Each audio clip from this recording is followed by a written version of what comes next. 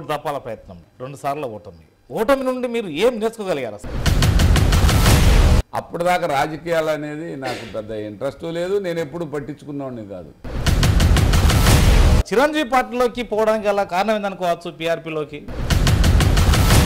ఓటమి అనేది నాకు కొత్త కాదు, గెలుపు అనేది అసలు కొత్త కాదు. ఓటమి గెలుపులో పుట్టుకొచ్చినటువంటి వాడే బ్రహ్మనాయుడు. సో మీరు విద్యావేత్త అంటారు, నిజమేనా? విద్యా సంస్థలు స్థాపించింది ఎవరు? ఆదరణ ప్రజల్లో బ్రహ్మాండంగా ఉందండి. అంటే ఈ ఉన్నత వర్గాలకు వాళ్ళ వైఖరి ఇంకెప్పుడు మారుతుంది? అంటే ఇప్పుడు కేవలము మేము తినడానికి ఉండడానికి మాత్రమే వచ్చినాము, వాళ్ళ మీద పరిపాలించడానికి మాత్రమే వచ్చినాము, మేము పనిచేసే వాళ్ళం కాదు అనే నానుడు ఇంకెప్పుడు పోవాలి? అది చంద్రబాబు నాయుడు గారి హిస్టరీలో ఏదైనా ఒక్క పని శాశ్వతంగా చెప్పుకోదగిన పని. సో వినుగొండలో ఈసారి వీరాంజనేయులు వస్తాడు, మంత్రి కూడా అవుతాడు అనే ఒక ప్రచారం సాగుతుంది కదా సార్? మరి పేదవాళ్ళని ఎక్కువ దగ్గరగా తీసుకుంటున్నాడు, పేదవాళ్ళ కోసమే బతుకుతాడు. పేదవాళ్ళు ఎవరు మాకు బానిసల్లాగా పనిచేయట్లేదు అనుకునే వాళ్ళలో పేదవాళ్ళు బాగా చదువుకోవాలి, వాళ్ళు కూడా పేదరికం నుంచి బయటికి రావాలి, వాళ్ళు కూడా ఒక రేంజ్కి రావాలి. సపరేటు తెలంగాణ ఆంధ్ర అయిన తర్వాత మొదటి ముఖ్యమంత్రి. క్వాలిటీ ఎడ్యుకేషన్, అన్ని ఫెసిలిటీస్ ఏర్పాటు చేసినటువంటి సీఎం ఉన్నారంటే అది ఆంధ్ర రాష్ట్ర సీఎం జగన్మోహన్ రెడ్డి గారు. రాజధాని లేని రాష్ట్రంగా మిగిలిపోయింది ఆంధ్ర అంటే మీరేమంటారు? ఆ తెలుగుదేశం పార్టీ క్యాడర్ని అడగండి, బ్రహ్మనాయుడు ఎక్కడైనా అవినీతి అని ఇలా అంటాడు అని అంటే నాకు ఎమ్మెల్యే అవసరం. సార్ నమస్కారం. నమస్కారం అండి. బాగున్నారా? బాగున్నానండి. 3 దప్పాల ప్రయత్నం, 2 సార్లు ఓటమి. ఓటమి నుండి మీరు ఏం నేర్చుకోగలిగారు అసలు? జీవితంలో ఓటమి అనేది సహజం, ఓకే, గెలుపు అనేది అది సహజం. ఓటమి గెలుపులు అనేది జీవితంలో అందరికీ వస్తూ ఉంటాయి. ఓకే, ఓడినప్పుడు గెలిచినప్పుడు మనం ఎక్కడ కూడా ఒకే తీరు ఉండాలా, ఒకే విధంగా ఉండాలి. ఆ ధైర్యాన్ని మనం ఎప్పుడు కోల్పోకూడదు. నా అభిప్రాయం ప్రకారం అయితే ఓటమి అనేది నాకు కొత్త కాదు, గెలుపు అనేది అసలు కొత్త కాదు. ఓటమి గెలుపులో పుట్టుకొచ్చినటువంటి వాడే బ్రహ్మనాయుడు. సార్ ఇక్కడ అంటే గెలిచేంత వరకు పోరాటమేనా? అన్ని విధాల ఎప్పుడు కూడా పోరాటంలోనే ఒక థ్రిల్ ఉంటుందండి, పోరాటంలోనే మనకి ఒక మంచి అనుభవం కూడా వస్తుంది. అవును, పోరాటంలో ఎప్పుడు పోరాట యోధుడు అనే వాడు యోధుడుగా మిగిలిపోతాడు. ఆ పోరాటంలో ఎక్కడ కూడా విశ్రాంతి అనేది ఉండదు. సో మీ కుటుంబ నేపథ్యం గురించి చెప్పండి. మా కుటుంబం అంతా ఓకేనండి. మా కుటుంబంలో మాది రైతు కుటుంబం అండి. చాలా రైతు కుటుంబంలో కూడా చాలా చిన్న రైతు. ఆ రైతుగా వచ్చి ఆ తర్వాత ఎన్నో కష్టాలని నష్టాలని మీరు అన్నట్టు కింద పడటం పైకి లేవటం అనేది సహజం. సో అకాంక్షలు వచ్చింది ఇవన్నీ అన్నీ అలా వచ్చాం. ఆ దాంట్లో భాగంగానే బ్రహ్మనాయుడు వచ్చాడు. బ్రహ్మనాయుడికి బ్యాక్ రైతు అనే ఒక అంతేగాని బ్యాక్ బోన్ లేదు, పాలిటిక్స్ ఏం లేదు, ఏం లేదు. మీరు మాత్రమే మీ కుటుంబం నుండి? నేను మాత్రమే మా కుటుంబం నుంచి మొదటిసారి. ఇప్పుడు ఇక్కడ చిరంజీవి పార్టీలోకి పోవడానికి గల కారణం ఏందనుకోవచ్చు? పీఆర్పీలోకి నేను చిరంజీవి ఫ్యాన్ అండి మొదటి నుంచి కూడా, ఇప్పుడు కూడా ఆయన ఫ్యాన్. ఆయనకి సినిమాగా ఆయనకి బాగా ఇదిగా ఉండేవాడిని. ఆయన రాజకీయాల్లోకి వచ్చినాక ఆయన నన్ను అడిగాడు, మీరు ఎమ్మెల్యేగా అక్కడ క్యాండిడేట్ మీరుగా నిలబడండి అని అడిగాడు. మాకు ఆ ఫ్యాన్ అనే దాని మీద ఆయనే నిలబడమన్నాడని మనం అంతే. అప్పటిదాకా రాజకీయాలు అనేది నాకు పెద్ద ఇంట్రెస్ట్ లేదు, నేను ఎప్పుడు పట్టించుకున్నవాడిని కాదు. అప్పటి నుంచే ఇక రాజకీయాల్లోకి ఓటమి చవి చూసాం, గెలుపు కూడా కావాలనే దాని మీద ఒక ఆలోచన. ఇంతటితోనే ఆగకూడదు, అది గెలిచేంత వరకు పోరాటం చేయవలసిందే, పోరాటం చేయాలి. ఇప్పుడు వినుగొండలో 2009లో పోటీ చేశారు పీఆర్పీ తరఫున, మళ్ళీ 14లో ఎందుకు చేయలేకపోయారు అసలు? వినుగొండ నుండి ఎందుకు మళ్ళీ మీరు పెద్ద కూరుకు వెళ్ళిపోయారు? ఆ రోజు వాస్తవంగా నేను పార్టీ వెళ్దామా వద్దా రాజకీయాల్లో కానీ సందిగ్ధంలో పడ్డాను. మళ్ళా ఆ సందిగ్ధంలో భాగంగా నాకంటే ముందు నన్నపని సుధా అనే అమ్మాయి అక్కడికి వచ్చింది. ఓకే, ఆ అమ్మాయి వినుకొండలో వచ్చేవరకు వినుకొండ ఖాళీ లేదు. అప్పుడు నేను మళ్ళా పెదకూరపాడు వెళ్ళాల్సి వచ్చింది. పెదకూరపాడులో మనం తక్కువ సమయంలో అక్కడ ఆ ఏరియా మా ఏరియా కాదు, కాస్త అక్కడ పరిచయాలు అవన్నీ ఏర్పడేవరకు కొంత సమయం పట్టింది. ఆ సమయం ద్వారా మనం కొంత ఓటమి చవి చూడాల్సి పరిస్థితి. ఇప్పుడు పిఆర్పి విలీనం చేసిన తర్వాత మీరు వైఎస్ఆర్సీపీలో వచ్చే సమయానికి కొంత బాధాకరంగా ఉందా? అరే అనవసరంగా నేను కాంటెస్ట్ చేశాను ఏంటి అసలు? అభిమానం ఒక దిక్కు, ఇటేమో లోకల్గా నాయకులు లేకపోతే మీ ఫాలోవర్స్ రకరకాలు అంటారు కదా. ఎక్కడా బాధపడలేదు అసలు, ఇవన్నీ అనుకోలేదు. జీవితంలో వచ్చింది అది, ఆయన కోసం మనం పోటీ చేశాం. ఆయన పార్టీ ఆయన పూర్తి స్థాయిలో కాంగ్రెస్తో, ఆ తర్వాత నా నెక్స్ట్ ప్రోగ్రామ్ ఏంటనే దాని మీద జగన్మోహన్ రెడ్డి గారు నన్ను పిలిపించడం, ఆయనతో నేను ప్రయాణం చేయాలనుకోవటం, అవన్నీ జరిగినటువంటి ప్రక్రియలో భాగంగానే పెదకూరపాడు పోటీ చేశాను. సో మీరు విద్యావేత్త అంటారు, నిజమేనా? నేను చదువు అనేది నాకు చాలా తక్కువ అండి. చదువులో తిరుమల విద్యా సంస్థలు స్థాపించింది ఎవరు? నేనే స్థాపించానండి. నేను మా డైరెక్టర్స్ ఉన్నారు. ఓకే, మేము అది స్థాపించింది నేనే గల కారణం ఏందనుకోవచ్చు? విద్యా సంస్థల మీద ఎందుకు దృష్టి పెట్టారు? అది ఒక పాడి పరిశ్రమ మాది, తిరుమల డైరీ అనేది పాడి పరిశ్రమ. మేము నలుగురు ఫ్రెండ్స్ కలిసి ఏర్పాటు చేసాం. ఆ పాడి పరిశ్రమలో భాగంగా మేము రైతుల దగ్గర నుంచి మిల్క్ తీసుకొని ఈ ఏరియా నుంచి బాగా అభివృద్ధి జరిగింది. ఆ అభివృద్ధి జరిగినటువంటి కార్యక్రమంలో భాగంగా ఇక్కడ రైతులకి, ఇక్కడ ఈ ప్రాంతవాసులకి ఒక మంచి ఇంజనీరింగ్ కాలేజీ కూడా తీసుకురావాలి, అది రీజనబుల్ ప్రైస్లో, దానికి ఎక్కడ లాభాలు ఆర్జించకుండా చేయాలనే ఒక ఆలోచన మీద ఇక్కడ తిరుమల కాలేజీ నిర్మాణం చేసామే. కానీ ఎక్కడ కూడా డబ్బు అనేది ఎవరు కూడా ₹1 తీసుకోవడానికి ఇప్పటికీ లేదు, ఎప్పటికీ లేదు. ఆ బైలాలో అలా రాయటం జరిగింది. ఆ బైలా ఏదైనా అర్థం ఉంటుంది సార్. ఇప్పుడు అన్ని ఇన్స్టిట్యూషన్లు అలా ఉంటాయి, సాంఘిక సేవనే. కానీ అంటే మీరు చెప్పిన దాంట్లో నేను ఒప్పుకుంటానండి. అది వాళ్ళు అలా వ్యాపారం చేస్తారు. మేము నలుగురివి ఎవరి వ్యాపారాలు వాళ్ళకు ఉన్నాయి. ఆ వ్యాపారాన్ని ఎవరు వ్యాపారంగా చూడం. అది ఒక ఇన్స్టిట్యూషన్, అది ఈ ప్రాంత ప్రజలకి మంచి జరగాలన్నది మా ఇంటర్నల్ గా కూడా రాసుకున్నటువంటి కమిట్మెంట్. అది ఓకే, మనం లాభం అక్కర్లేదు ఎప్పటికీ ₹1 మేము మొత్తం క్యాష్ మొత్తం మేముగా పెట్టాం. ఆ కాలేజీ నిర్మాణం దగ్గర నుంచి మొత్తం టోటల్ గా ఓన్ ఫండ్స్ పెట్టాం. ఓకే, ఒక్క పైసా కూడా ఇప్పటికీ ఎవరు దాని గురించి ఆశించింది లేదు. కాఫీ కూడా తాగం. అక్కడ వాళ్ళ ఇప్పుడు ఇంకా ఏరియా కాలేజీ కూడా కొన్నారు, దానికి అనుబంధంగా అమరా కాలేజీ అని 11 కోట్లతో కొన్నారు. అది వాళ్ళంతా ఆ సంస్థ అంతా మంచి విద్యని అందించాలి పేద ప్రజలకు, పేదవాళ్ళకి, రైతాంగానికి, రైతుల పిల్లలు. తక్కువ ఫీజులో ఉండాలి. మాది తక్కువ ఫీజే ఉంటది, ఎక్కువ ఉద్యోగాలు వస్తాయి. 400 మంది ఫైనల్ ఇయర్ స్టూడెంట్ ఉంటే 800 జాబులు వచ్చినాయి. ఒక్కొక్కళ్ళకి 2 కాడికి వచ్చినాయి, 2 కాడికి వచ్చినాయి. ఒక స్టూడెంట్ కి 2 ఉద్యోగాలు వచ్చారు, 4 ఉద్యోగాలు వచ్చినాయి. అలాంటి నాణ్యమైనటువంటి విద్య మనం ఇస్తున్నాం. అది బాగా సాటిస్ఫై. అంటే ఒక పాడి పరిశ్రమగా స్టార్ట్ అయినటువంటి తిరుమల, సో ఇటు ఏది విద్య వైపు కూడా వచ్చింది 100%. సో పాడి పరిశ్రమలో మీ పాత్ర ఉందా? ఏమన్నా మిల్క్ కూడా మీరు కూడా పట్టుకొచ్చే వాళ్ళ, ఏమన్నా క్యారీ చేసే వాళ్ళ? ఇప్పుడు అప్పుడు రైతుగా మాకు నేను కూడా పాల కేంద్రానికి పాలు పట్టుకపోయారా? పట్టుకెళ్ళి పాలు పోసాను సంగం డైరీ. సో పాలు పట్టుకపోయి పాలు అమ్మినటువంటి బ్రహ్మనాయుడు. అవును, అదే పాడి పరిశ్రమ నిర్మాణం చేసి దాని మేనేజింగ్ డైరెక్టర్ గా నేను ఉన్నాను. సో ఇప్పుడు ఇక్కడ జగన్ గారు కూడా ఇక్కడ ఇంగ్లీష్ మీడియం ఇంట్రడ్యూస్ చేశారు విద్య వైద్యం పైన. ఇంకా ఈ అంతరాలు లేని విద్య వైద్యము మనము ఇంకెంత కాలంలో చూడగలుగుతాము? ఇప్పుడు ఈ రోజు చూస్తేనండి, గతానికి ఇప్పటికి మనం పోల్చుకుంటే గతంలో స్కూల్స్ అనేవి బందీల దొడ్లాగా ఉన్న మాట వాస్తవం. వాళ్ళని ఏం చెప్పడం కాదండి, అంతే అంతే. ఎవరిదైనా అడగండి, మీరు చూడండి. ఆకునూరు మూడు వచ్చిన తర్వాత నాడు నేడు ప్రోగ్రామ్ తీసుకున్నారు. నాడు నేడు ప్రోగ్రామ్ లో వాస్తవంగా జగన్మోహన్ రెడ్డి గారు ఏ హై స్కూల్ కి ₹1.5 కోటి తక్కువ ఖర్చు పెట్టలేదండి. ఒక విద్యకు మాత్రం ఫౌండేషన్ వేశారు. ఫౌండేషనే కాదు, అది ఇంగ్లీష్ మీడియం. అందులో ఆ టేబుల్స్ క్వాలిటీగా, చైర్స్ కానీ టేబుల్స్ కానీ కార్పొరేట్ కానీ ఆ మరుగుదొడ్లు కానీ ఆ ఇన్ఫ్రాస్ట్రక్చర్ మొత్తం కూడా అద్భుతం అండి.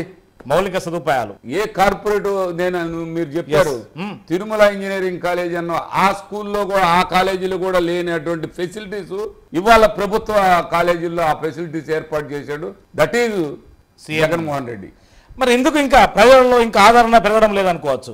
ఆదరణ ప్రజల్లో బ్రహ్మాండంగా ఉందండి. ఇక్కడ సామాన్యులు కాదు కదా, ఉన్నత వర్గాలు కూడా అదే స్కూల్కి రావాల్సిన అవసరం ఉంది కదా. ఉన్నత వర్గాలు అనే వాళ్ళకి సాటిస్ఫై కాలేరండి. ఎందుకంటే కాలేరా? వాళ్ళు ఎందుకు సాటిస్ఫై కాలేరంటే వాళ్ళకి జగన్మోహన్ రెడ్డి గారు చేస్తే వాళ్ళకి అంత అనిపించదు. పేదవాళ్ళని ఎక్కువ దగ్గరగా తీసుకుంటున్నాడు, పేదవాళ్ళ కోసమే బతుకుతాడు, పేదవాళ్ళు ఎవరు మాకు బానిసల్లాగా పనిచేయట్లేదు అనుకునే వాళ్ళలో ఇవాళ అలాంటి వాళ్ళు అనుకుంటున్నారు. కానీ పేదవాళ్ళు బాగా చదువుకోవాలి, వాళ్ళు కూడా పేదరికం నుంచి బయటికి రావాలి, వాళ్ళు కూడా ఒక రేంజ్కి రావాలి అనే ఆలోచన లేని ఒక మూర్ఖత్వపు టీం అంతా మొత్తం ఉన్నత వర్గాలంతా బ్రహ్మాండంగా ఉందండి. వాళ్ళ ఎడ్యుకేషన్ లో పార్టీ అని కాదండి, ఎవరినైనా క్షేత్రస్థాయిలో అడిగితే ఆ స్కూల్ ఏంటంటే అద్భుతం అని అనాలి అంతే. అలాంటి స్కూళ్ళు ఎడ్యుకేషన్ మీద ఇవాళ వాస్తవంగా ప్రతి స్కూల్లో ఆ బిడ్డలకి యూనిఫామ్ కానీ బూట్లు కానీ బుక్స్ కానీ ఆ జగనన్న గోరుముద్ద కానీ అసలు అద్భుతం అండి. అంటే ఈ ఉన్నత వర్గాలకు వాళ్ళ వైఖరి ఇంకెప్పుడు మారుతుంది? అంటే ఇప్పుడు కేవలము మేము తినడానికి ఉండడానికి మాత్రమే వచ్చినాము, వాళ్ళ మీద పరిపాలించడానికి మాత్రమే వచ్చినాము, మేము పనిచేసే వాళ్ళం కాదు అనే నానుడు ఇంకెప్పుడు పోవాలి? అది వాస్తవంగా అండి. ప్రతి ఒక్కరికి కూడా ప్రతి మానవ జన్మలో కొన్ని ఆలోచనలు ఉంటాయి. మేమంతా ఇక్కడ మేము ఇలాగే ఉండాలి, మా కాడ కొందరు బానిసల్లాగా పనిచేయాలి అని అనుకుంటున్నారు. కానీ ఈ రాష్ట్రం కానీ భారతదేశం కానీ పూర్తి స్థాయిలో పేదరికం నుంచి ఒక స్థాయికి రావాలి అనుకునే విధంగా వాళ్ళు ఆలోచించలేకపోతున్నారు. చూడు, అది వాళ్ళ మూర్ఖత్వం. ఎవ్వరూ ఏమీ చేయలేరండి. ఈ భారతదేశంలో ఇవాళ ఆంధ్ర రాష్ట్రంలో ఉన్న ఎడ్యుకేషను క్వాలిటీ ఎడ్యుకేషన్తో పాటు అన్ని ఫెసిలిటీస్ ఏర్పాటు చేసినటువంటి సీఎం ఉన్నారంటే అది ఆంధ్ర రాష్ట్ర సీఎం జగన్మోహన్ రెడ్డి గారేనండి. అస్సలు ఎక్కడ సందేహించిన అవసరం లేదండి, అసలు పార్టీలకు సంబంధం లేదండి. ఇప్పుడు రాబో కాలంలో ఇప్పుడు దాదాపు ఒక స్టెప్ 2 స్టెప్పులు పడినాయి. ఒకే గొడుగు కిందికి యాస్ నువ్వు ఉన్నోనివా లేనోనివా, నువ్వు వస్తేనే ఇందులో రావాలి, లేదంటే నీకు ప్రభుత్వ రాహిత్యులు ఏవి వర్తించబడవు అనే నానుడితోనే పోయే అవకాశాలు ఉంటాయనుకోవచ్చా? మీరు ఆ ఆలోచన ఎప్పుడు అనుకోరండి. ఇప్పుడు ఇవాళ ఉన్న పరిస్థితుల్లో మీరు అడిగిన అటువంటి క్వశ్చన్కి పూర్తి స్థాయిలో ప్రతి ఒక్కడు ఇది నా ప్రభుత్వం అని పేదవాడు ఎప్పుడైతే అనుకోగలుగుతున్నాడో అప్పుడే అదర్ పార్టీస్ వాళ్ళకి అదర్స్ అందరికి కూడా తెలుగుదేశం పార్టీ అంటే సపరేట్ అయిందండి. ఈ రోజు ప్రజల నుండి సపరేట్ అయిపోయింది. అందరు పార్టీ కాదు తెలుగుదేశం పార్టీ. వైఎస్ఆర్సీపీ అంటే అందరు పార్టీ.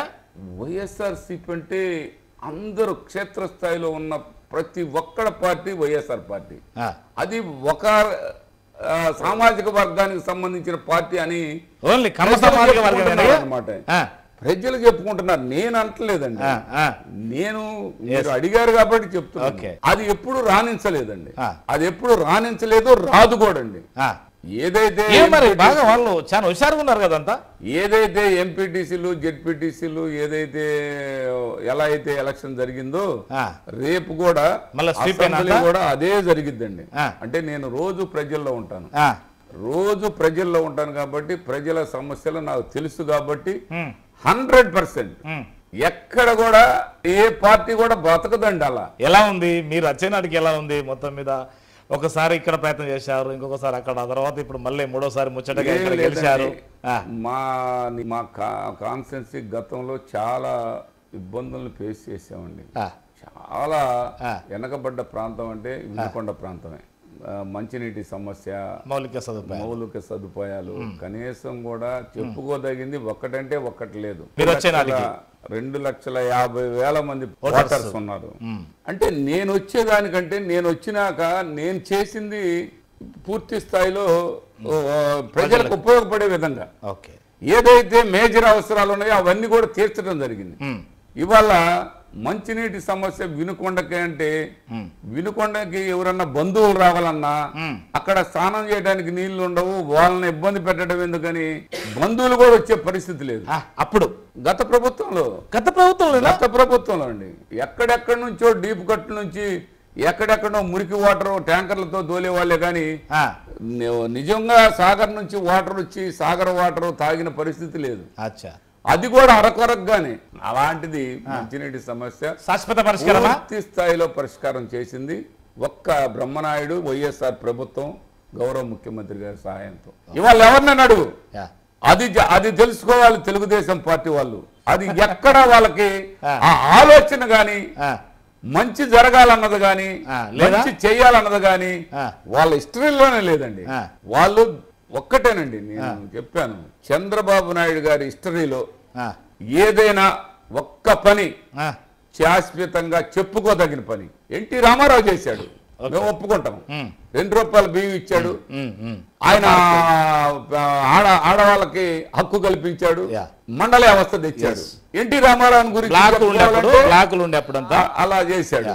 ఆ రోజు చంద్రబాబు నాయుడు గారు మళ్ళా ఆయన్ను కూడా ఎన్నుపోటు పొడిసి అన్ని విధాల ఆయన గెలిచినటువంటి ఎమ్మెల్యేలందరినీ, ఆయన పేరు చెప్పుకొని గెలిచినటువంటి ఎమ్మెల్యేలందరినీ కొనేసి ఆయనకి చెప్పులేపిచ్చాడు. అది సపరేట్ మ్యాటర్. అది చెప్పుకోవటం తప్ప చంద్రబాబు నాయుడు చేసింది ఏమీ లేదు. అదే రాజశేఖర రెడ్డి గారు చేశారు. ఆయన గుర్తొస్తే బ్రహ్మాండంగా రైతులకి రుణమాఫీ, ఉచిత విద్యుత్తు, పేదవాళ్ళకి ఫీజు రియంబర్స్మెంట్, ఆరోగ్యశ్రీ. ఈ రోజు పేదవాడు ఇబ్బంది వచ్చినా కూడా పెద్ద కోటేశ్వరుడు బెడ్ పక్కన ఈ పేదవాడు బెడ్ కూడా వేసి వైద్యం జరుగుతుందంటే ఆరోగ్యశ్రీ. ముస్లింస్ కి 4% రిజర్వేషన్. చంద్రబాబు నాయుడు చెప్పాలంటే ఏం చెప్పగలడు మీరు చెప్పండి. ఆయన పేరు ఏం చేశాడు? ఐటీ అంటాడు. ఐటీ ఇవాళ భారతదేశం కాదండి, ప్రపంచ దేశాలు మొత్తం ఐటీ ఉందండి. మన భారతదేశంలోనే కాదు, మన రాష్ట్రంలోనే కాదు కదండి, భారతదేశం మొత్తం ఉంది. ఒక్క ఐటీ రంగంలో ఇవాళ ఐటీ అనేది ఆయన కంప్యూటర్ ఆయన కనిపెట్టింది కాదు, ఐటీ అనేది ఆయన కనిపెట్టింది కాదు. అది కదండి, 14 సంవత్సరాలు ముఖ్యమంత్రి చేశారు. మీరు ఇట్లా అంటే ఎట్లా సార్? ఒక్కటి చెప్పండి సార్, మీరు చెప్పండి. ఇప్పుడు నేను చెప్పాను అడ్మినిస్ట్రేటర్ అంటారు కదా అతన్ని. ఏమండి, అడ్మినిస్ట్రేటరా కాదా అనే దానికంటే మంచి జరిగిందా లేదా అనేది ఒకటి. ప్రజల్ని పాలించేటువంటి సపరేట్ తెలంగాణ ఆంధ్ర అయిన తర్వాత మొదటి ముఖ్యమంత్రి. అప్పుడైనా ఇదిగో ఇది శాశ్వత పరిష్కారం, ఇది చేశాను అని. అమరావతి చేసిండు కదా సార్, మీరే కదా దాన్ని విచ్చలవిడే చేశారు. ఏదో పూర్తి స్థాయిలో అమరావతి అనేది అతను చేసినటువంటి ఆలోచన చాలా రాంగ్ ఆలోచన చేసి అది 80 అడుగులలో డెప్త్కెళ్ళినా కూడా గట్టి తగలేదు. అందుకే షెడ్లేసి టెంపరవరీ అసెంబ్లీ అన్నాడు, టెంపరవరీ సెక్రటరియట్ అన్నాడు. ఈ లోపు కాలం కలిసిపోయింది. అదే గనక నాగార్జున యూనివర్సిటీ దగ్గరలో ఇంటి మధ్యలో గనక ఏర్పాటు చేసినట్టే బ్రహ్మాండంగా డెవలప్ అయ్యేదే. ఇటు కృష్ణా గుంటూరు మొత్తం కలిసిపోయి హ్యాపీగా ఉండేవాళ్ళం. అమరావతిని అన్ని విధాల అమరావతి అని చెప్పి రాజధానిని అన్ని విధాల బస్టు పట్టించింది చంద్రబాబు నాయుడు గారు. ఎందుకు వాళ్ళ కమ్యూనిటీలో ఏమైనా వడకచ్చి పెట్టిండు అందరినీ? కమ్యూనిటీ కంటే కూడా అండి ఇది కూడా ఆరోపణ ఉన్నది తన మీద. కమ్యూనిటీ వాళ్ళే ఎక్కువ ఉన్నారు మొత్తం అంతా. అక్కడ కనీసం 30,000 ఎకరాలు మనకు ఎందుకండి రాజధానికి? ఎవరన్నా ఇండస్ట్రీ పెట్టుకోవాలంటే వాళ్ళే పోయి కొనుక్కుంటారండి, ఎక్కడ అవతలకి వెళ్తారు. అది శుభ్రంగా ఒక 1000 ఎకరాల్లో ఈ నాగార్జున యూనివర్సిటీ ఆ ప్రాంతంలో మనం సెక్రటరియట్ అసెంబ్లీ ఇవన్నీ కట్టున్నట్టు ఎంత బ్రహ్మాండంగా డెవలప్ అయ్యేది. మొదటి ముఖ్యమంత్రి ఎవరు కాదని లేనిదండి. ఇవన్నీ చేసినటువంటి ఆలోచనలు చాలా ఇప్పటి వరకు సరే తాను చేసిండా జగన్ గారు చేశారా? రాజధాని లేని రాష్ట్రంగా మిగిలిపోయింది ఆంధ్ర అంటే మీరేమంటారు? ఏ రాజధాని లేకుండా ఎక్కడికి వెళ్ళలేదండి. 3 రాజధానులు అన్న దాంట్లో తప్పు లేదండి. 3 ప్రాంతాలకు ఇప్పుడు వైజాగ్లో అన్ని విధాల మనకి పక్కనే పోర్ట్ ఉంది, సీ ఉంది. అవన్నీ చేసుకుంటే రావడానికి పోవడానికి అన్ని విధాలా అక్కడ అంతా డెవలప్ అయిన అసెంబ్లీ ఇక్కడ నుండి కేసీఆర్ తప్పేం లేదండి. అంటే రేపు రాబో కాలంలో మా ప్రాంతంకు ఎక్కువ నష్టం జరిగింది అని మళ్ళా ప్రాంత విభేదాలు రాకుండా అనుకోవచ్చు. ఇదేమన్నా ఒక మార్గం? ఇది అది కూడా మనసుల్లో ఆ అభిప్రాయం రాకుండా ఉండేదానికి ఇది కూడా ఒక మార్గమేనండి. ఎక్కడుంటే ఏముందండి అసెంబ్లీ ఇక్కడే ఉంటుందని చెప్తున్నాం. ఇప్పుడు అన్ని విధాలా ప్రజలు ఎవరికి అవసరం లేదండి. ఇప్పుడు వినుగొండలో మీరు మౌలిక వసతులు పూర్తి స్థాయిలో సక్సెస్ అట్లా ఇంప్లిమెంట్ మీరు సాటిస్ఫైడా? ఇప్పుడు గతంలో రాజధాని అమరావతి అని చెప్పాడు కదా, ఇవాళకి ఏ ఊరికి ఆ ఊరే రాజధాని అండి. గ్రామ పరిపాలన కేంద్రాలు నిర్మాణం చేశారు, సచివాలయాలు. అక్కడికి వెళ్లాల్సిన అవసరం ఎవరికి వచ్చిందండి? ఒక్క ఎమ్మెల్యేకి వచ్చిందేమో, ఏదన్నా పెద్ద పెద్ద కాంట్రాక్టర్కి ఎవరికన్నా సెక్రటరియట్కి పోవాల్సి వచ్చిందేమో, కానీ సామాన్యుడికి సెక్రటరియట్కి ఎక్కడుంటే వాళ్ళకేమండి, అసెంబ్లీ ఎక్కడుంటే వాళ్ళకేమండి, సామాన్యుడు ఏంటండి? సచివాలయాలు అన్ని, రైతు భరోసా కేంద్రాలు, హెల్త్ సెంటర్, అవన్నీ చుట్టూ సచివాలయం అంతే. అవును కదా, గ్రామ పంచాయతీ అంటే ఇక్కడ ఏంది పంచాయతీరాజ్ వ్యవస్థకు కొంత పునాది కూడా గట్టిగా పడ్డట్టే మరి. 100% అండి. అసలు పంచాయతీ వ్యవస్థల్లో ఇవాళ ఒక పెద్ద మలుపండి. అసలు గ్రామానికి ఒక సచివాలయం అంతే. గ్రామ పరిపాలన కేంద్రం, రైతు భరోసా కేంద్రం, అదే విధంగా హెల్త్ సెంటర్, మెడిసిన్ తో సహా అన్ని, బీపీ, షుగర్, మోకాళ్ళ దీర్ఘకాలిక వ్యాధులకు కూడా ఫ్రీ మెడిసిన్. ఇలాంటి ప్రభుత్వం ఎక్కడుందండి? సో వినుగొండలో ఈసారి వీరాంజనేయులు వస్తాడు, మంత్రి కూడా అవుతాడు అని ఒక ప్రచారం సాగుతుంది కదా సార్. మరి ఆయన జీవి ఆంజనేయులు అంటారు ఆయన్ని. జీవి ఆంజనేయులు, వీరాంజనేయులు, కోతల రాయుడు. అయ్యో, అసలు మంత్రి కావాలంటే ఎమ్మెల్యే కావాలి కదండి, వాళ్ళ ప్రభుత్వం రావాలి కదండి. అసలు ఆలు లేదు, సూలు లేదు, నేను మంత్రి అని అంటే ఆయన ప్రకటించుకుంటే ఎవరు ఏం చేయలేరు కదండి. అయ్యో, ఇప్పుడు మంత్రి అంటే ప్రజలు శాసనసభ్యుడిగా రావాలి, రకరకాలు ఇవన్నీ ఉంటాయి. ఆయన అంతా కూడా అండి 2 దఫాల ఎమ్మెల్యే కదా, 2 దఫాల ఎమ్మెల్యే అండి. సరైన ఒక్కటి చెప్పుకునేదానికి ఒక్కటంటే ఒక్కటి చేయలేదండి ఆయన. మరి మీ మీద అనేక ఆరోపణలు ఉన్నాయి కదా, ఇసుక మాఫియా గురించి మొత్తం మీద ఆరోపణ. బ్రహ్మనాయుడే దగ్గర ఉంటా ఉంటావు కదా, కానీ మాఫియా, ఇసుక మాఫియా అంటారు కదా, నిజం సార్ ఇది చెప్తున్నానండి. వినుకొండలో ఇసుక ఉండదండి. మరి ఎందుకంటారు? వాళ్ళ అందరికి మీరు చూడరుగా, మీలాంటి వాళ్ళందరికీ తెలియదు కదండి, ఎక్కడో ఉంటారు మీరు. ఈ మాటలు టీవీల్లో రాగానే నిజమేమో అనుకుంటారు. ఇనకొండలో గులికల్లాగా ఉంటదండి గుండకమ్మ వాగు. ఆ వాగులో ఇసుక అతనే తీసుకెళ్లి కలర్ వేసి గులికల్లాగా అమ్ముతుడు. అతను పెద్ద వరిష్ట, అతను చేసే పనులన్నీ ఇవన్నీ నిరాధారమే అంటారు. అసలు 100% ఇనకొండ ప్రజల్లో ఎవరినైనా అడుగును, నా మీద కనుక ఒక్కరు వాళ్ళ తెలుగుదేశం పార్టీ వాళ్ళైనా బ్రహ్మనాయుడు ఇసుకమ్మిండు అని అంటే నేను ఎమ్మెల్యేగానే పోటీ చేయను. ఇసుకమ్మాడు అని సవాల్ చెప్పమనండి, మీరు అడగమనండి. ఈవెన్ తెలుగుదేశం కార్యకర్తలైనా కానీ, తెలుగుదేశం కార్యకర్త అయినా సరే, ఆ తెలుగుదేశం పార్టీ క్యాడర్ని అడగండి, బ్రహ్మనాయుడు ఎక్కడైనా అవినీతి ఇలా అంటాడా అని, ఇలా అంటాడు అని అంటే నాకు ఎమ్మెల్యే అవసరం. సవాళ్ళు మళ్ళీ 10 సవాళ్ళు ఏది వచ్చే వాళ్ళ చూద్దాం.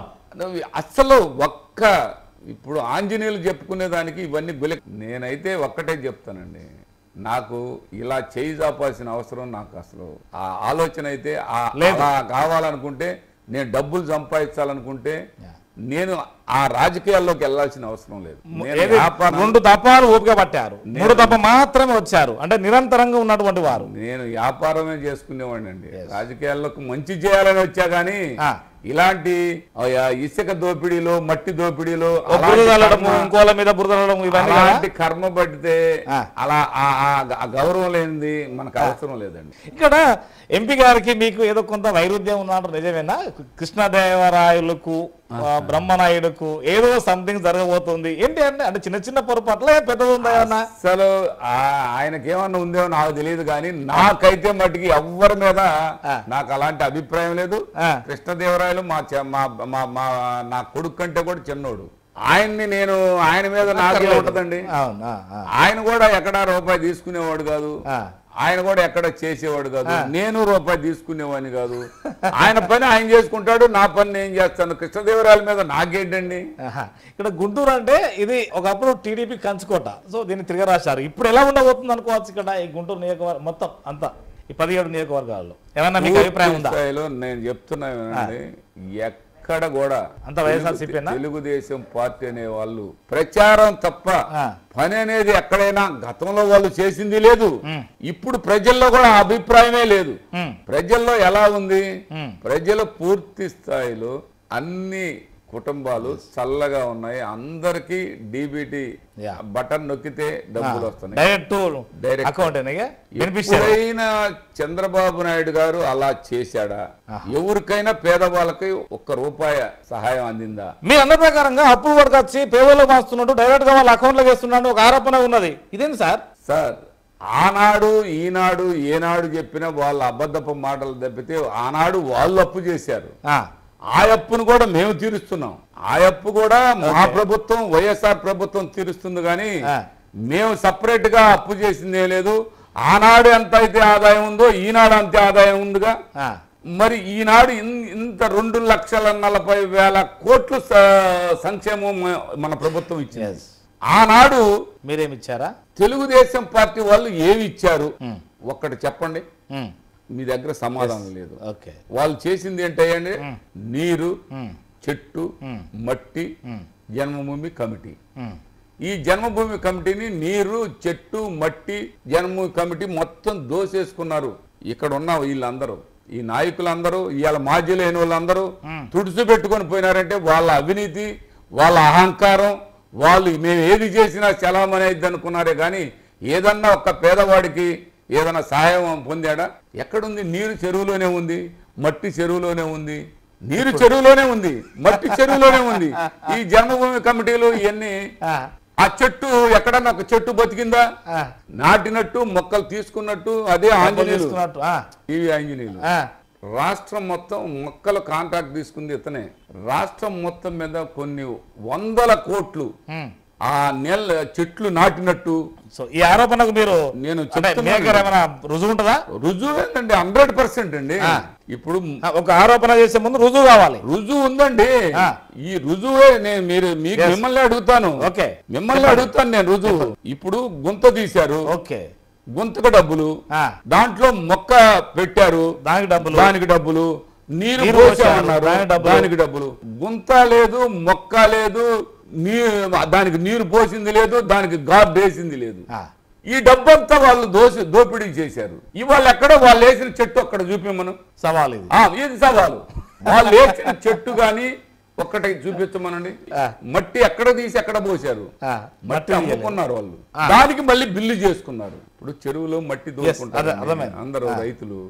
రైతులు ఒండ్రు మట్టి పొలాలు వేసుకుంటారు. ఆ ఒండ్రు మట్టి పొలాలు వేసుకున్నాక బలమైంది. ఆ మట్టి తీసుకుపోయేదానికి వీళ్ళు డబ్బులు తీసుకున్నారు. మళ్ళా మట్టి మేము తవ్వి చెరువు బాగు చేశానని మళ్ళీ బిల్లు పెట్టుకున్నారు. ఇంకుడు గుంతలు అని చెప్పారు. మళ్ళా అందులో ఇంకుడు గుంతలు 9 టోటల్ వచ్చేటట్టుగా అని ఇంకుడు గుంతలు తీసుకోమన్నారు. ఇల్లు వాళ్ళు తీసుకున్నారు, వాళ్ళ నాయకులు డ్రా చేసుకున్నారు. ఇక్కడ యువగలం పాదయాత్ర ఏమన్నా ప్రభావం చేయదంటారా? ఏమండి, యువగలం అనేది నిజంగా మా వినుకొండ వచ్చారండి.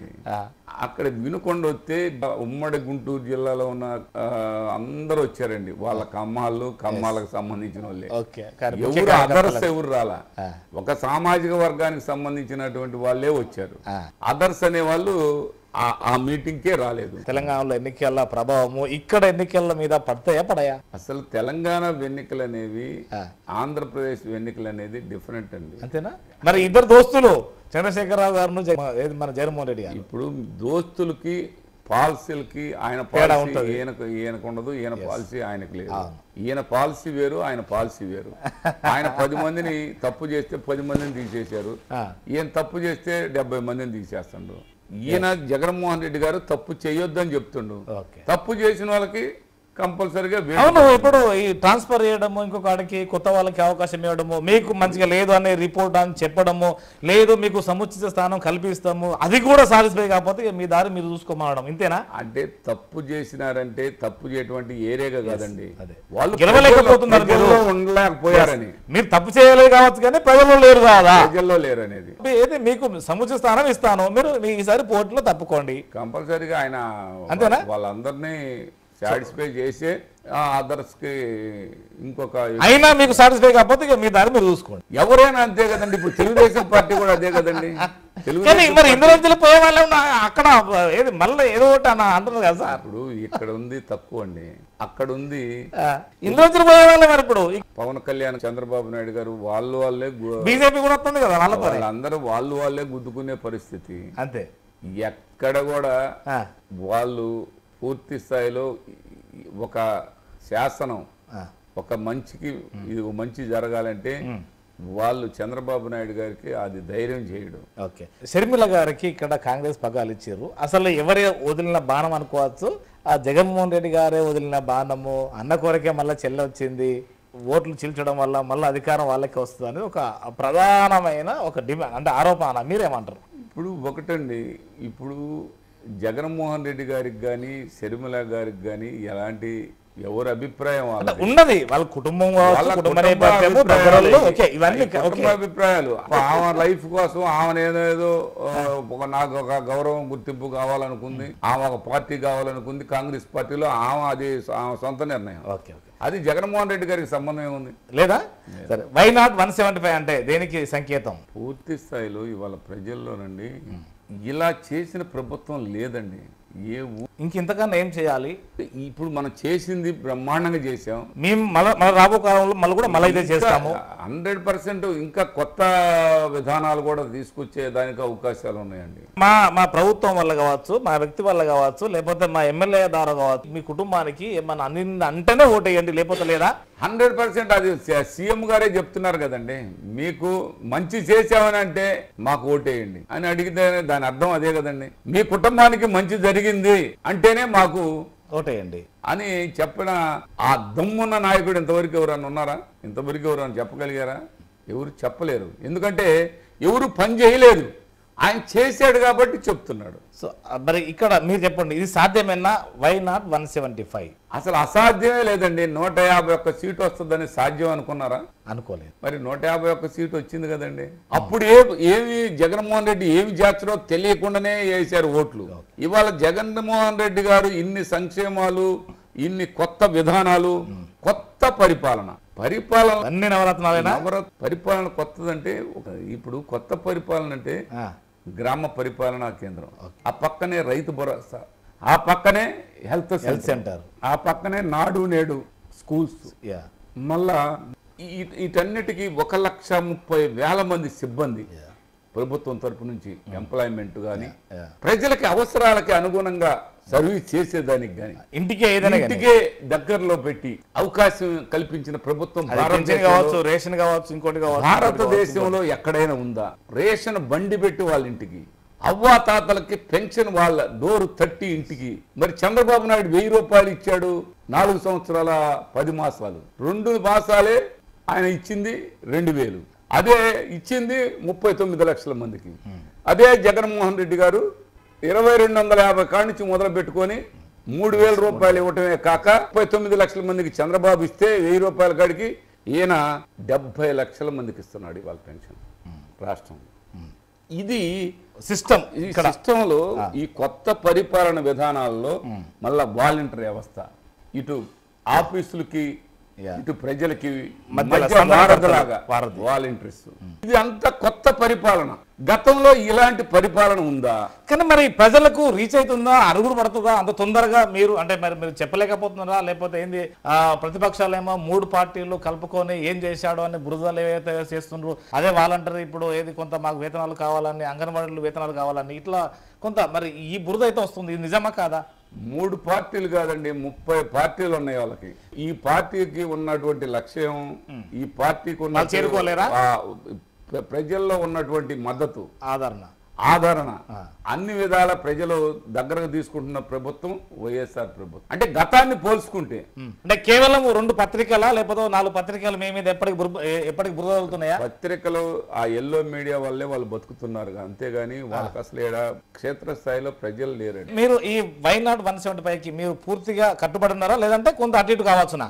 ఏమి కాదండి, కంపల్సరీగా అసలు వాళ్ళకి ఏమి రాదండి బాబు. అసలు వాళ్ళు ఇబ్బంది పడతారు. అంటే ఇందులో ఉంటే కొంతమంది రాజీనామా కూడా చేస్తున్నారు కదా సార్. అసలు రిజైన్ చేశాడు అనుకోండి, ఆ రిజైన్ చేసిన ఆయనకి ఆయన చెప్తే ఓటేసేవాడు ఎవరు ఉండరండి.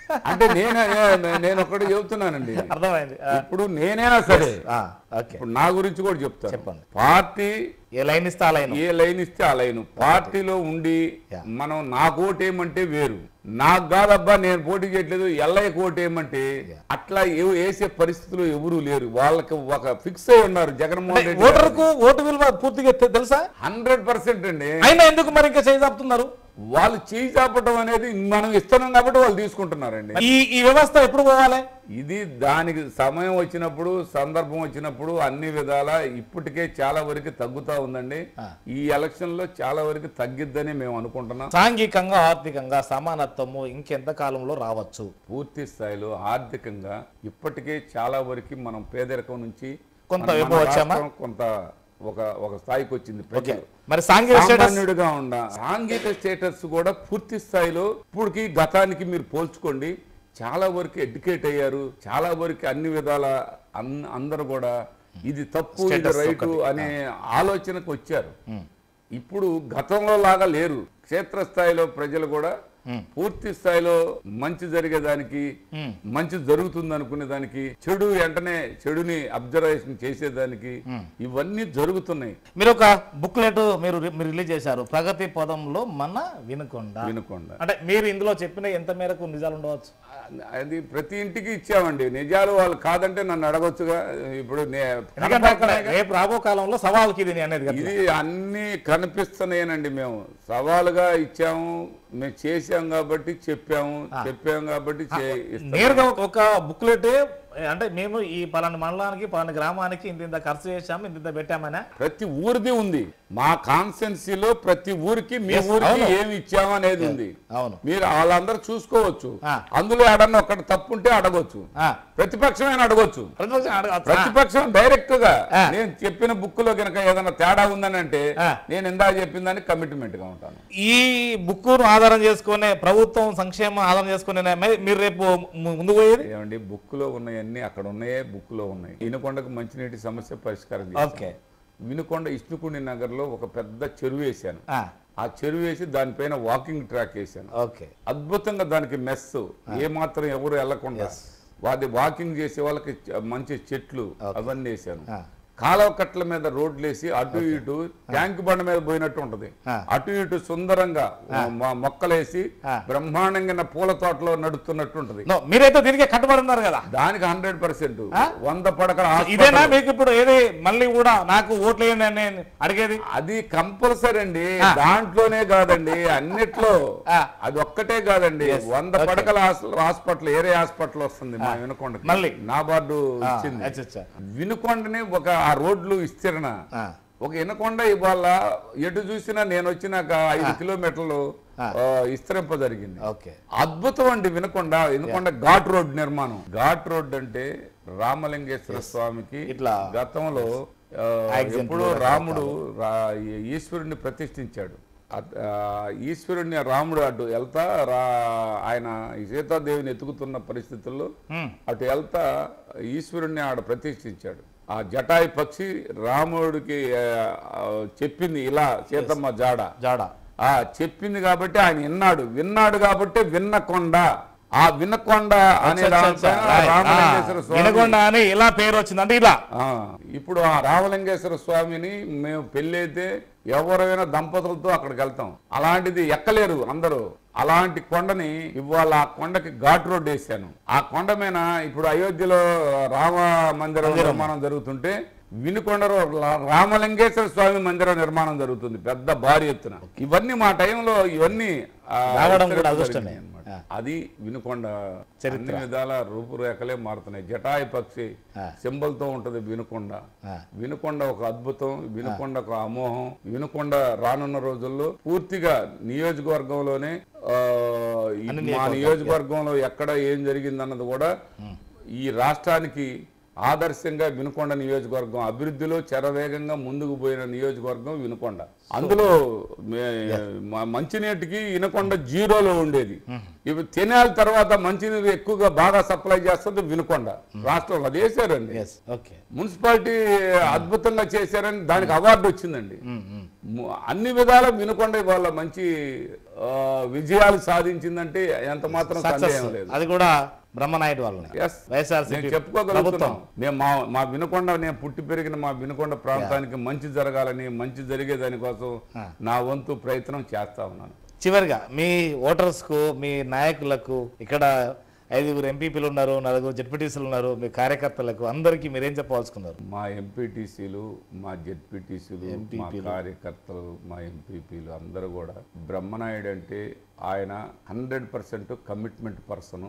ఆయన పాలనలో ఆయనతో పాటు పనిచేస్తూ ఉంటే మాకు చాలా సంతోషంగా ఉంది అని అనుకునే విధంగానే నేను చేస్తున్నాను. వాళ్ళందరూ నాకు పూర్తి స్థాయిలో వాళ్ళ ప్రేమతో, అభిమానంతో నన్ను బ్రహ్మాండంగా రిసీవ్ చేసుకుంటున్నా. వాళ్ళందరూ కూడా మంచి స్థాయికి ఎదగాలని, మంచి ఉన్నత స్థాయిలో వాళ్ళందరిని చూడాలని, వాళ్ళు మంచి కష్టాన్ని నమ్ముకొని ప్రజలకి సేవ చేస్తే అది ఎప్పుడు కూడా చరిత్రలో మనకి అది చెప్పుకుంటారని, అది చరిత్రలో చెప్పుకోగలుగుతారు. డబ్బు అనేది అందరూ సంపాదిస్తారండి. డబ్బు కంటే క్యారెక్టర్ ముఖ్యం. క్యారెక్టర్ కనుక పోతే ఆత్మ, రెస్పెక్ట్, ఆ క్యారెక్టర్ మీద మనం ఆధారపడాలి.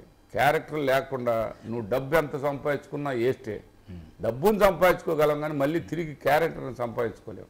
అది ప్రధానంగా మనం ఆలోచించాలి. సో మీ ఓటర్స్కి ఏం చెప్పబోతున్నారు? సూటిగా మా ఓటర్స్ అందరూ కూడా మళ్ళా మన విజయం ఖాయం. మళ్ళా మా విజయంలో అందరూ సూత్రధారులు, పాత్రధారులు, మా ఎంపీటీసీలు, మా జెడ్పీటీసీలు, మా కార్యకర్తలు అందరం ఒకే మాట, ఒకే విధంగా, ఒకే పార్టీ, ఒకే జెండా, ఒకే ఏజెండా. సో మీరు చూసారు కదా బ్రహ్మనాయుడు గారితో మాక్సిమం మీనైతే మీకైతే సమాచారం అందవేశానని భావిస్తున్నాను. ద సేమ్ టైం మేము కూడా ఒక ప్రభావం తీసుకొచ్చాము. చాలా కాలం నుండి దాదాపు 75 years ఇప్పటి వరకు 17 దఫాలుగా ఓట్లేశారు. అది ఎమ్మెల్యే స్థానంలో మీ తాతలు ఓట్లేశారు, మీ తండ్రులు ఓట్లేశారు, మీరు కూడా ఓట్లు వేశారు, ఓటు వేయబోతున్నారు. కానీ ఓటు చాలా అత్యుత్తమైనది. ఇంకా ఈ చేజాపడం కాకుండా మీరే ఈ విధంగా ఉండేటువంటి, అంటే ఇది అడుక్కోవడము, ఇది మీ కుటుంబాలు ఆర్థికంగా డెవలప్ అయితే ఇట్లా మీరే ఇంకొకరికి సహకారం చేయడము. ఏ పార్టీ చేసింది, ఏ నాయకులు చేసిండ్రు ఆలోచించవలసిన సమయము ఇదే. మీరే అలాంటి ఆలోచన విధానాన్ని ఇంప్లిమెంట్ చేస్తారని ఆశిద్దాం. నమస్కారం సార్. నమస్తే.